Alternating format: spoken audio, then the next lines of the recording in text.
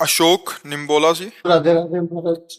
राधे राधे महाराज जी। महाराज जी, YouTube के से लगभग 6 महीने से आपका सत्संग और एकांतिक वार्तालाप सुन रहा हूँ। महाराज जी, आप कहते हैं श्वासों श्वासों में राधा नाम का जाप होना चाहिए, किंतु हम संसारी व्यक्ति को निरंतर नाम जपना थोड़ा कठिन होता है। दिन व रात में 24 घंटे में 21,600 श्वास होते हैं, तो क्या हम 21,600 जाप कर लेते हैं तो, और 200 माला इसमें हो जाता है, तो श्वासों श्वासों में नाम जप गिना जाएगा? मतलब एक साथ 21,600 कर लें? हमारा जो कहने का तात्पर्य वो संख्या से नहीं है। बढ़िया है, आप गणित लगा के संख्या से कर रहे हो।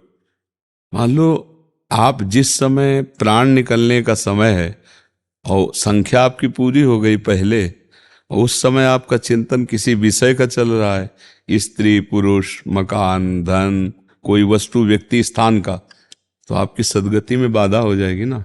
अंतःमति सुगति। और हर श्वास में हम राधा जप रहे हैं। आप कह रहे हो कि गृहस्थी में नहीं जपा जा सकता, हमें लगता है गलत बात है। तुमसे ज्यादा हमारी सेवा है।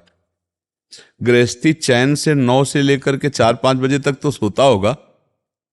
यहाँ 8-9 बजे शयन करते, 12:30 बजे जग जाते हैं, और दिन में नींद है नहीं, और रात दिन अपना कार्य चालू किए हुए हैं। कितना गृहस्थी में 4 लोग होते होंगे ना, यहाँ 40-50 हजार तो सुबह खड़े होते हैं रोड में केवल, और सबसे आंख मिलाना है। इतने दृश्य देखने के बाद एक भी फोटो किसी की नहीं होनी चाहिए। कैमरा खुला है लेकिन अंदर से ऑफ है। सबसे देख रहे हैं, सबसे मिल रहे हैं, सब जरूरत पड़ी तो बात भी कर रहे हैं, लेकिन नहीं, किसी से नहीं। अपने इष्ट के चिंतन में आप लोगों से मिल रहे हैं। अभी चल ही रहा है, देखो सत्संग सब करके फिर भी चल रहा है। तो आपका गृहस्थी में इतना काम तो है नहीं, क्योंकि शरीर प्रधान कार्य गृहस्थी में होता है। गृहस्थी में शरीर प्रधान। आप ऑफिस भी जाओगे तो बराबर 4 घंटे प्रवचन नहीं देने हैं, 10 मिनट बाद की फिर चुप हो गए, तो उस समय चल रहा है राधा राधा राधा। और जब आप ऐसे चलाओगे तो हम जैसे तुमसे बात कर रहे हैं, तुम्हारे दिमाग में भी वही बसा हुआ है, राधा राधा राधा राधा। तो हम जप नहीं रहे लेकिन चल रहा है, जैसे धड़कन चल रही, जैसे श्वासें चल रही, ऐसे नाम चल रहा है। पर इसका अभ्यास किया जाता है। अगर हम ये मान लेंगे कि हम गृहस्थ हैं, हम ऐसा अभ्यास नहीं कर सकते, तो कभी नहीं होगा। ये मान लेंगे कि हम भगवान के अंश हैं, हम सब कुछ कर सकते हैं। जो एक संत कर रहे हैं वही हम गृहस्थी में रह के कर सकते हैं। क्या नहीं होता संत में? क्या संतों का भोजन नहीं बनता? संत कपड़ा नहीं पहनते? क्या संत मकान में नहीं रहते? अंतर ये है कि वो किसी से संबंध नहीं रखते, और गृहस्थी में संबंध रखा जाता है, भाव में अंतर। तो क्या अंतर से तुम वैसे गृहस्थी में नहीं रह सकते?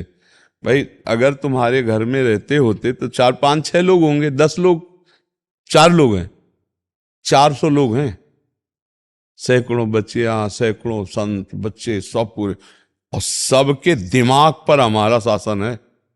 धर्म विरुद्ध एक भी बच्चा आचरण नहीं कर सकता। वो पूरे परिवार को जैसे संभाल के चला जाता ना। अच्छा, ये तो हुई हमारे घर में रहने वाले, यहाँ वृंदावन में जो हमारे पास है, 10,000 लोग बाहर रह रहे हैं, आप लोग भी हो। अगर आप वास्तविक भाव से अगर मानोगे कि संत गुरु या कुछ, तो आप गलत करने की सोचोगे तो तुम्हारे दिमाग में प्रेमानंद छाया हुआ मिलेगा, और डर लग जाएगा कि यार नहीं, अगर दोबारा सामने गए तो फिर हमें डांट लग जाएगी, अब गलती नहीं करूंगा। ये तो क्या ये बल आप नहीं जागृत कर सकते? आप भी भगवान के हो, आपको भी नाम जपने का अवसर मिला है, पर आप अपने को छूट दे देते कि मैं गृहस्थ हूं। तो गृहस्थ में कोई लाइसेंस इस बात का थोड़ी दिया गया शास्त्र में कि आप मनमानी भोग भोगो, आप जैसा चाहो ऐसा करो। नहीं, चाहे गृहस्थ हो चाहे विरक्त, दोनों को भगवत प्राप्ति करने के लिए मानव देह मिली है। दोनों का ढंग अलग अलग है। आपको काम सताया तो धर्मपूर्वक अपनी पत्नी से, आपको मोह सताया तो धर्मपूर्वक अपने पुत्र से, लोभ सताया तो धर्मपूर्वक धन कमा करके। इस तरह से विकारों को हम कब्जे में लेते हैं धर्म की सीमा में, और आगे चलकर निर्विकार हो जाते हैं। और वैरागी को वो पहले से ही प्रथम से ही त्याग शब्द से, क्योंकि त्यागी वैरागी है ना, वो त्याग से सर्वस्व त्याग करता हुआ उस ऊंचाई पे पहुंच जाता है। उसी ऊंचाई पर आपको पहुंचना है, पर आंतरिक राग का त्याग करना। अगर आप अपने को गृहस्थ मान लेंगे तो गड़बड़ हो जाएगा।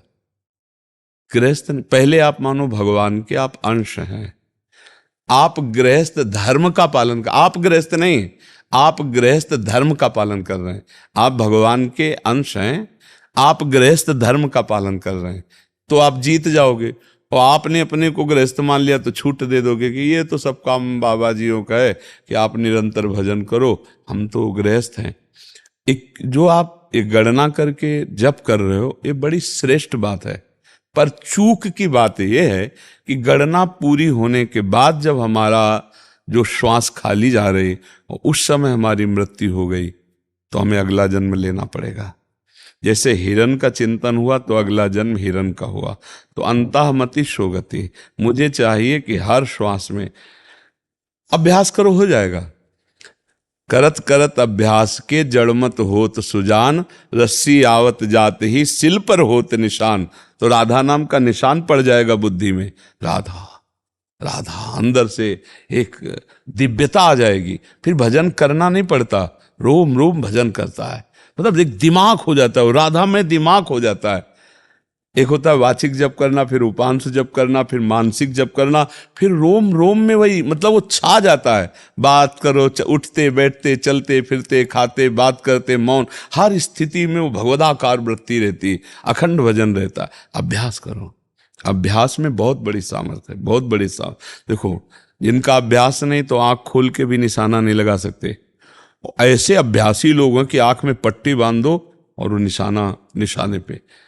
एक हमें दिखाया कि एक आदमी को लिटा दिया, आसपास तरबूज रखे और उसके नमक डाल के आंख में पट्टी बांध दी गई और बड़ा भारी वो घन दे दिया गया, हथौड़ा जैसा, वो ठीक उसी पर मार रहा है।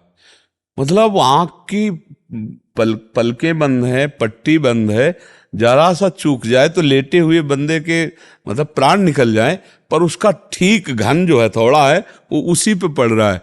ये क्या अभ्यास, मतलब आश्चर्य में बात, अभ्यास है ना। तो आश्चर्य में बात कि संसारिक कार्य करते हुए, बात व्यवहार करते हुए वो भगवान में अपने चित्त को रखे, संभव है।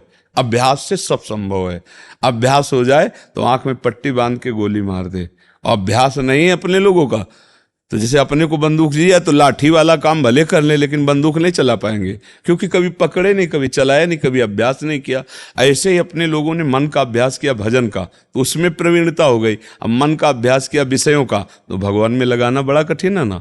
तो अभ्यास योग युक्तेन चेतसा नान्यगामिना, हम ऐसा अभ्यास करें कि हमारा चित्त कहीं जाए ना, बार बार प्रभु में लगा रहे। तो राधा राधा राधा खूब ऐसा अभ्यास कीजिए हर श्वास में।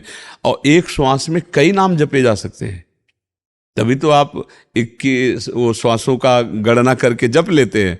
तो हम धीरे धीरे और धनी बने। हम चलते फिरते उठते बैठते ये भय रखें कि कभी भी प्राण निकल सकते हैं।